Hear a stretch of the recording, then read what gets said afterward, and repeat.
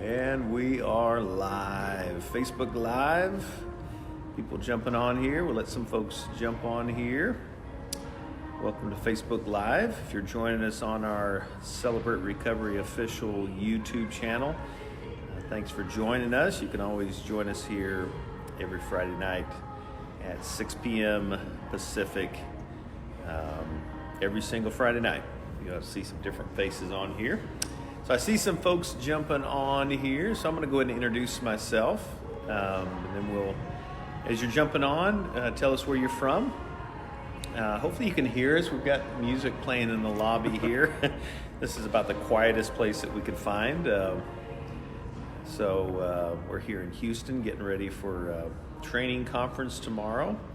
But let's go ahead and introduce ourselves. Tell us where you're from, if you feel comfortable. And say hello. We love seeing, there's a CP, Kathy, CP Celebration Place leader. But hey, I'm a grateful believer in Jesus Christ. I struggle with drugs and alcohol and food issues. My name is Rodney. Hey, Rodney. Hey, I'm a grateful believer in Jesus Christ. I struggle with anxiety, fear of failure, food addiction, and sexual addiction. My name's Andy. Hey, Andy. So Andy, if you've never met Andy, I'm the National Field Director with Celebrate Recovery. So I have the privilege of working with all our RDs, regional directors, and state representatives. But first time being on Facebook Live. Sure is. With us. This is Andy, who is our National Director for The Landing, which is our student version of Celebrate Recovery. But I thought it'd be cool to bring you on. And before we take some questions, we'll be looking for your questions here. And I'll keep an eye on the screen while you're talking here, Andy. But yeah, sure. Tell us about The Landing and what is The Landing and what's that all about? Yeah, absolutely. So one of the things that I think about when I think of The Landing is what would my life have looked like if I would have had the principles and tools of recovery when I was 13, 14, 15 years old. I think it probably would have saved me a lot of pain and a lot of hurt. And so that's essentially what The Landing is. It's the student ministry for Celebrate Recovery. And it's really cool because what it seeks to do is to take all of the same principles and concepts for Celebrate Recovery that we know and that we love and that has proven to work, and it packages it for students that are anywhere from 7th grade to 12th grade. And realizing that all of us, no matter how old we are, hurt doesn't discriminate based on age. And so some of us, as we were younger, we started developing our coping mechanisms kind of in those formative teenage years. And so The Landing seeks to be a safe place for any student to find healing and hope and purpose through Jesus Christ. And really that's what Celebrate Recovery seeks to do for everyone. Kind of breaking those cycles. And we talk about that with Celebration Place, our kids ministry. We're really trying to work Celebrate Recovery out of business. If we can meet the needs, which I don't know that we ever will, because we live in a broken world and we're always going to have people hurting people as long as we live on this planet. But how cool it is to equip our kids how to process emotions, how to connect with others, to be honest about what we're struggling with and not have to hide that anymore. So, Andy, we're grateful for all that you do, and Donna Yerson with Celebration Place, our National Director, which I think I saw her on here as well. But so maybe you have some questions regarding The Landing or Celebration Place. But I'm trying to catch your questions here. But if you got some questions about The Landing, or you have some questions about Celebrate Recovery, mental health, step study, there's all kinds of stuff. But I see all kinds of people jumping on here from, let's see, I just saw a question I want to catch. Faith believer, can someone suffer from, let me see if I can get that back. I'm sorry, that was like I suffer from different things. How do I get past this? Mary, that's a great question. When we suffer from multiple things, how do we get past that? Some things, I always think of Paul with that kind of that thorn in our side. And some of us have that thorn that it kind of lingers there, right? So, when we talk about mental health issues, some of us, and I struggle with depression from time to time. I've had to be on medication before. Some of you may struggle with severe depression, and that may be something that you never ever see fully go away. But can we learn how to struggle well, to do the hard work, to take the medication. Maybe it's seeing a counselor, it's going to Celebrate Recovery, it's doing everything that we can to stay connected. It's there, but we learn how to struggle well. And there's a difference between doing something alone and doing it on our own. And I always tell people when they come into ministry, if you're like me, I had a stack. My first inventory was that thick because I had so many different things that I was struggling with. And some wise guys ahead of me said it to me, and I say it to guys now too, is don't try to conquer everything. Just focus on the thing that's causing the most wreckage and havoc in your life. And here's a fascinating thing. You tend to see that as you face the effects and the roots of that big thing that's causing the most havoc, then you tend to see that it starts dealing with some of the other things that had kind of the same roots. And we always say, with addictions, for me, the problem was not the problem. The addictions were causing a lot of havoc, but it was the things underneath that I was running from, or that I wasn't facing in my life, that led me to some unhealthy coping. Anything on that you would share, man? I'm gonna see if I can find another question here. Yeah, I love that idea of, man, just focusing on one thing in there. And there's from my experience, just working through my own personal recovery, I walked into recovery suffering from addiction to pornography, and that was kind of the big thing that was in my lens. But I also knew that there was a lot of other things in there that I wanted to work in. And so my introduction, as I was going through my first step study, I felt like had like 5 or 6 things in it throughout the course of it. Yeah. But what I realized, that as I kind of picked one area to work on and work through it, I watched God bring healing in that area. And as I kept working my recovery, God, in His grace and in His love, peeled back another layer of something that I needed to start learning more and more things as you go. I just saw a landing question I thought you could address. Do you think the landing could work in an orphanage for abused girls? Yeah. Get that question. Yeah, that's a great question.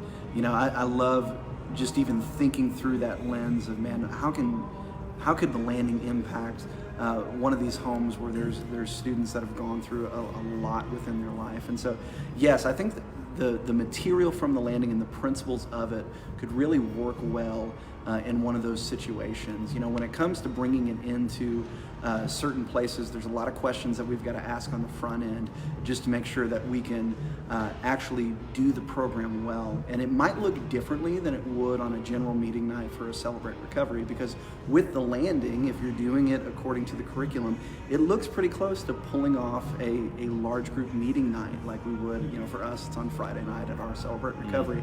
And so you might have to tweak a couple things within there, and so it might look a little bit differently, but absolutely the material and the principles and the stuff that we work through in it could absolutely help with anybody working in, or anybody that's gone through those types of situations and are struggling with a history of abuse. Yeah. Sorry, I abandoned you there for a second. No, it's okay, man.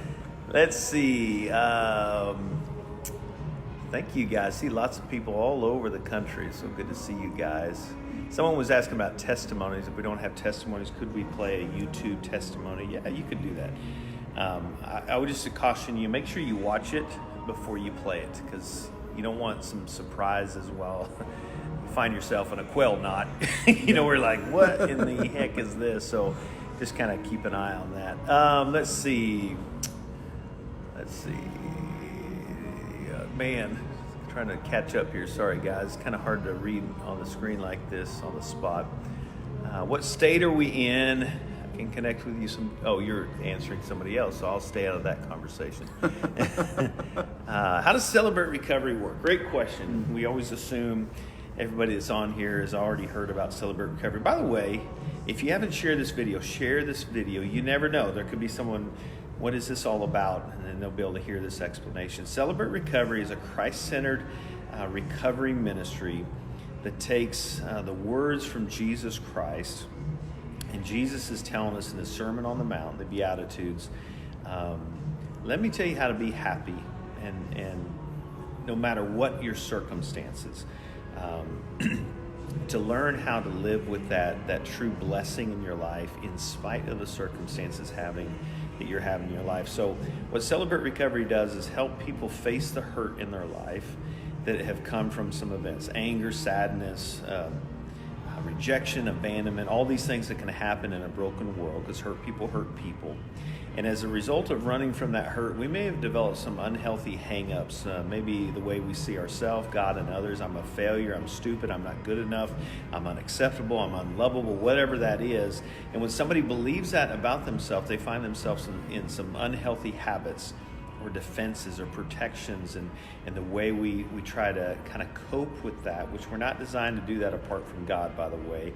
So we go searching for other things that will kind of fill that hole in our heart: drugs and alcohol, pornography, whatever.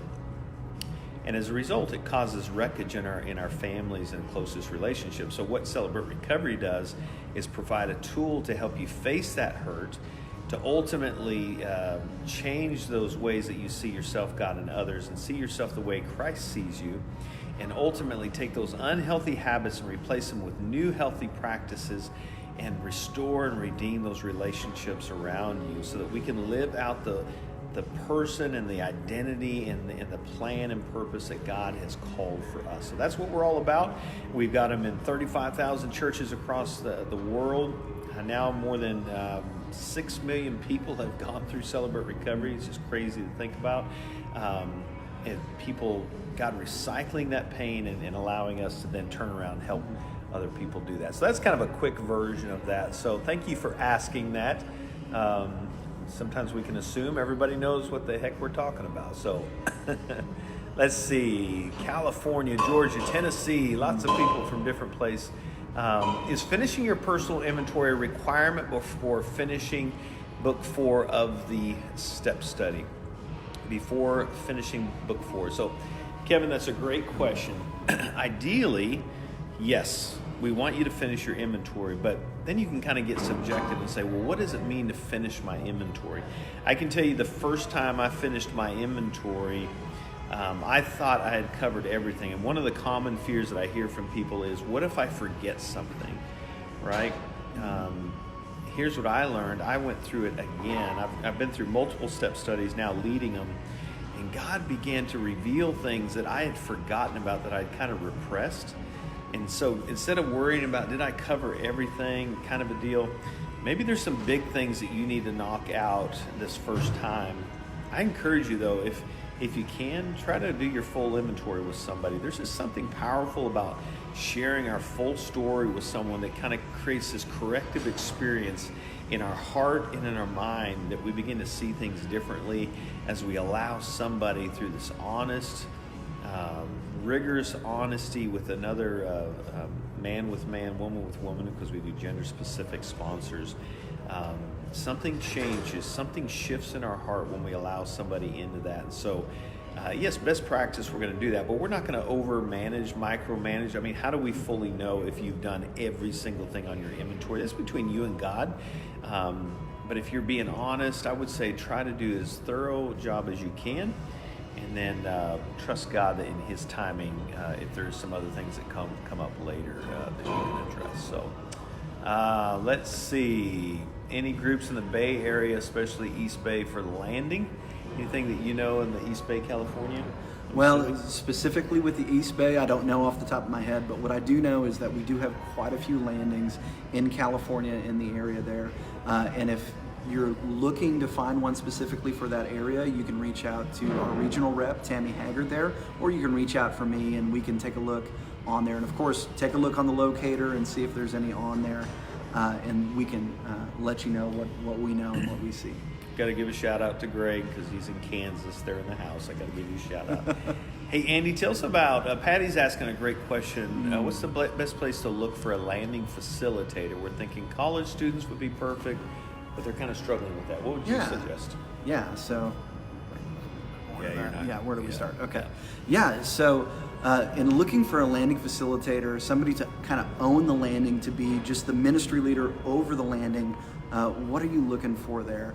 Well, I mean, first and foremost, you want somebody that's going to work well with students and work well with kids. If they don't have a passion for working well with students, then they're probably not going to be somebody that you want to be around. And then also, you want to make sure that they're safe to work around kids. We want to make sure that we're protecting our students and making sure that we're not putting them in harm's way by not doing the proper interviews, the proper vetting procedures, background checks, those types of things in there. But as far as looking for somebody, there's a lot of great places.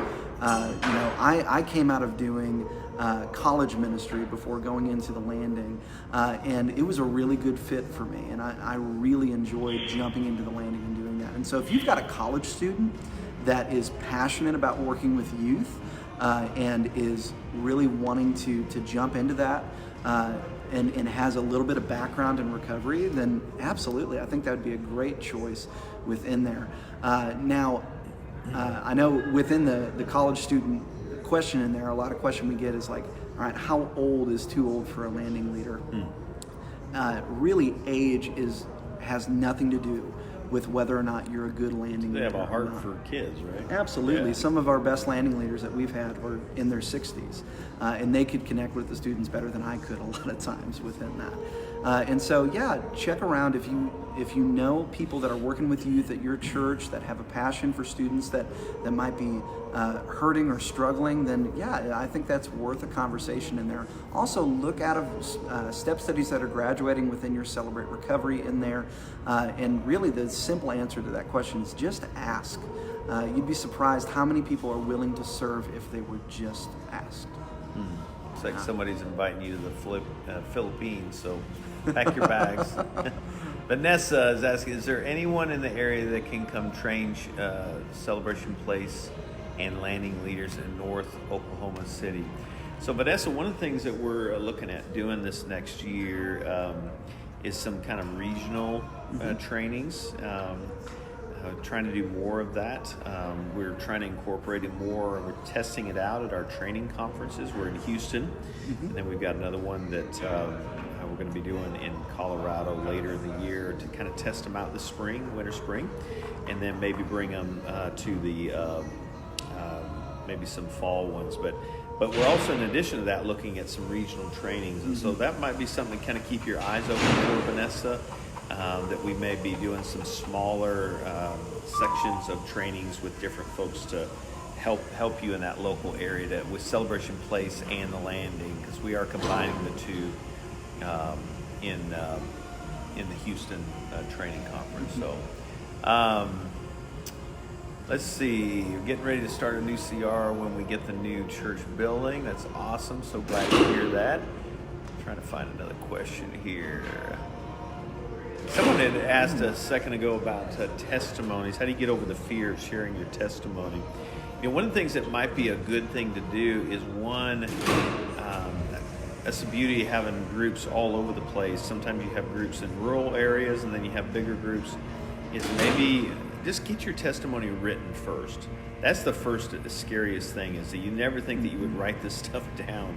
Let me tell you that one of the biggest things for the part of my healing was when I shared my testimony for the that was just some extra noise for you, but because it was a big deal when I shared my first testimony.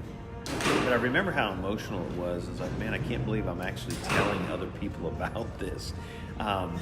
But maybe you go to a smaller group and share it for the first time. But here's the thing. One of the beauties about sharing our testimony with Celebrate Recovery, it has to be written out.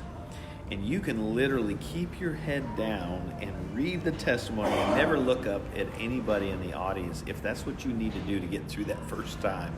And I've had some people at my local group do that. We prayed them up, prayed for the process, in the process, the writing process, the sharing process, and they got through it. And I've never heard anybody get done and go, man, I wish I hadn't done that. It's always like, oh my gosh, that was one of the most freeing things I've ever done. So just make sure you have a good prayer covering so that people kind of are with you in that. And then trust God with that. And, you know, sometimes it takes a while to get to that point where we can share our testimony. If you've not written it out, start there. You may build up some courage that you may end up sharing it at some time. Hey, looks like Luz is asking, do you think Celebrate Recovery is for life? I've been to Celebrate Recoveries and did the 12 steps after a while. But answer that first. Is Celebrate Recovery for life? Yeah. So I think one of the great things about Celebrate Recovery is that it's not just one of these, it's not really a one and done type program in the sense of, I'm going to go to Celebrate Recovery, I'm going to go through a step study, and then it's going to fix me and I'm going to go throughout my life. Celebrate Recovery, what it's teaching us to do is how to live a new lifestyle. And so ideally the principles that we learn in Celebrate Recovery, even though we might not be a part of a Celebrate Recovery the rest of our life, the principles and the steps are something that we're going to be living out for the rest of our lives. And learning how to live in keeping short accounts, learning how to live in making amends, learning how to live in a way of me understanding that I'm powerless to control these things that I'm dealing with, and continually working through the steps. And so you may not be at a Celebrate Recovery your entire life. You may not go through a step study every year, but the things that we learn within Celebrate Recovery are designed to be things that we can carry with us throughout the rest of our lives and live those things out. Yeah. CJ asked a great question just about mental health and how do you keep, they really want to be in CR, but they have mental health issues, and it makes the small group, let's see if this will let me see the rest of this. It's not, I'm just going to assume it makes the small group difficult. Here's the thing, number one, your number one priority is to keep the group safe. Now, I think sometimes people's subjective definition of what it means to be safe in a group, we need to kind of lean into that, because if we're not used to certain things, then it can feel unsafe. So there may be a little bit of coaching with the regular attendees to show lots of grace, but there are some situations where someone can be very, very abrasive, or they can be very demonstrative, or whatever, that they can't follow the guidelines. And so we've had that situation sometimes where I know we've had individuals with multiple personalities or schizophrenia, and they just really have a tough time in a group setting. So we've done some things where they will go to the large group meeting, and then they might meet with one of our leaders in the foyer area during open share, just to have that dialogue with someone, and we'd kind of get them comfortable to meeting with somebody, and just that sitting down and talking with somebody, because a lot of people have never even had that. They don't know what it's like to sit down and talk with them. So we want to love them. We don't want to kick them out, but small groups may not be the place for them right now. We can kind of coach them. You know, what I've noticed that in just thinking about some of the relationships through the years with people with some pretty significant mental health, is sometimes just very direct, but direct with grace is very, very important. They have to understand the boundaries, but you can't have that unless you build the relationship. So if you got somebody meeting with them, they start building that relationship and that trust, then it's kind of that connect with them before we direct them. If we start building that trust, then it kind of gives us permission to kind of speak into their life. And then you start having conversations about, hey, I wonder, since we're kind of building a relationship here, I wonder if we could just talk about, when you've kind of talked about when you take your medicine, it makes you feel a certain way, or you gain weight, or whatever that is. Would you give me permission that when I feel like you might have kind of gone off your medication, just to ask, hey, is this one of those times when you're kind of feeling like you don't want to take your medication because of the weight gain, or would you give me permission to ask you about that? And so you just got to start forming that relationship. We can't do that day one with somebody that we've just met, because that's going to, are you taking your meds?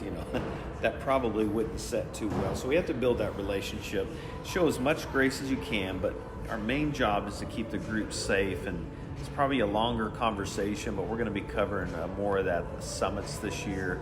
The summit workshop that you will, if you can, get to the Summit of Joy, which is coming up in July and August. Let's see, what time you got, Andy? Right now, 8:23. Okay, so we got a few more minutes here. Did you find that someone attending the large group with their spouse in recovery is a good way to be supportive? Christine, I'm glad you said that. In fact, when people call me, and I feel like I'm hogging, if you jump in here. When somebody calls me and says, hey, my husband needs recovery, my first thing is, maybe you could come support them. Hey, it means a lot to have somebody by our side. We're not going to let them go into open share. Obviously, it's mixed issues. Sometimes we'll see a dad bringing a son. We don't want them to go in the same open share with them. There's something about going to that large group meeting and just sitting with them. Just, hey, I love you enough that I'm willing to jump in this with you. My advice, though, would be don't tell them I'm coming to support you as you work your recovery, especially with parents, with kids. I've seen this with spouses. By the very default, we both are in recovery now. So let's go work our recovery together. I'll go to my own group. I don't really know specifically what I'm struggling with. I just know that things are off and I'm hurting. And Celebrate Recovery is a good place for anybody that's dealing with any kind of hurt, habit, or hang-up. And by all accounts, if you have somebody that's an addict or in a really tough place, that means you're probably hurting, and Celebrate Recovery can benefit you too. I just encourage people, jump in there with them and try to look at your own lens and how could I grow and heal through this process. Any thoughts on that, Andy? Yeah, I mean, I think that's really great advice. We want to walk that line of supporting them and loving them and being with them, but also not trying to be there to fix them, because the temptation can be, I'm going to go with you to Celebrate Recovery so that it can fix you. Yeah, because you're a mess. Yeah. But the reality is that all of us are a mess, and anybody that's dealing with any sort of hurt or unhealthy habit, it automatically affects the people around them. And so if my spouse is struggling, that's affecting me in some way, and I could use recovery for myself as well. Yeah. So Corey's asking about trying to find a landing on the locator. What's the best way they can connect? They said they have a passion for struggling teens. What advice would you give Corey about getting plugged into the landing? Yeah, so if you're looking for a landing, you can't find one specifically on the locator, we're always updating that. And so if you want, you can go ahead and reach out to me or reach out to one of our state reps or one of our regional reps in whatever area you're at, and we can try and get you hooked up with a local landing or a local Celebrate Recovery. But I would say this: if your Celebrate Recovery has a need and you have a passion for teens, maybe you might be the person to start the landing at your local Celebrate Recovery. That might be something that your local CR needs. Yeah. Jerry Lynn's asking about, it's difficult to find people to volunteer on large group nights, setup, greeters, cleanup, servers, almost anything. I can't see the rest of it, but I'm guessing how do you find volunteers? I think it's good, and we haven't done this in a while. We probably need to do it again, but we call it a say yes to serve kind of moment. And in our large group meeting during our announcements, we'll just kind of pick one area of service. Maybe it's one that we're really needing help with, and sometimes you can do it a different way. You can just say, hey, we have a void here. Remember when you first came here, there was someone there to serve you. Maybe it's time for you to step up. Could you do once a month? But sometimes you can bring up someone and do a service coin for someone that's been serving faithfully, just to highlight and just to say thank you to someone that's given back, and then say, by the way, we need help in this area. So there's a couple things that you can do. Pray. I know it sounds so elementary, but make sure you're praying that God would send you the volunteers. And don't be afraid to do the general announcement, but then also get right up one-on-one with someone, say, look them right in the eye and say, hey, would you be willing to help me in the meal area tonight? I really need some help. Sometimes these general blasts and emails, it's like bulletins, and those are great. We even had a real pretty slide. But everybody's thinking, oh, that's for somebody else. Somebody else will step up. But if you look somebody in the eye and say, hey, I need help tonight. Can you help me tonight? And I'm shocked if someone says, no, I'm not going to help you. I mean, they're going to step up. And it gives them a reason to come back when they're pouring in and jumping in. Can't believe you'd ask me to help. I thought I was here just for recovery. Well, as we know, part of recovery is service and taking the focus off of ourselves. So it's a good opportunity. So that's some things that we've done in the past to kind of educate. What's all the noise? Patty's saying. I'm so sorry. This guy's, I think he's mad that I'm actually sitting out here, so he's making as much noise as he can, but they're cleaning up from some kind of convention or something that happened. He's coming at me right. No, I'm just kidding. He's not. Sorry about the noise. Hopefully you can still hear us. I think we're getting close here. And the cleanup man's getting more and more angry and violent with the tables and chairs. So, hey, I tell you what we'll do is we'll kind of circle back around over the next couple days and answer some of the questions. Want to let you know, if you're in the Houston area, you can still walk in. We'd love to have some walk-ins in Houston. And then we've got some other conferences coming up. San Francisco, we're going to be next month. We've got Seattle coming up, Atlanta, Lansing, Michigan, Washington, D.C. I'm trying to think some other ones off the top of my head, but we've got lots of training conferences coming up. Colorado later in the spring. So stay tuned to our website and our Facebook page. You'll be able to see some training conferences coming up. But thank you guys so much. Andy, thanks for jumping on Absolutely. with us, man. Thanks for letting me jump on. Hey, if you got more specific questions for Andy, Andy's email is on our website. He's got a great team that can field those in your general area, your local area. Questions about Celebration Place, Donna Yearson is our national director for that. She's got some great people across the country that help her with that. I know that's kind of a ministry that not a lot of people know what that is, so we'd love to tell you more about that.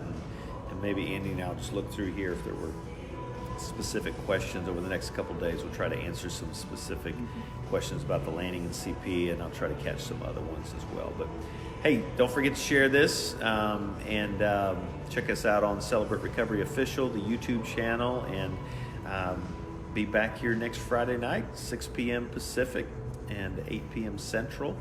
And thank you guys for being on here. Great questions. You guys always do an amazing job. And we look forward to seeing you every single week. God bless you guys. You want to say anything, Andy? God bless y'all. Thank y'all for being here. All right, guys. Have a great weekend. We'll see you soon. See ya. Bye-bye.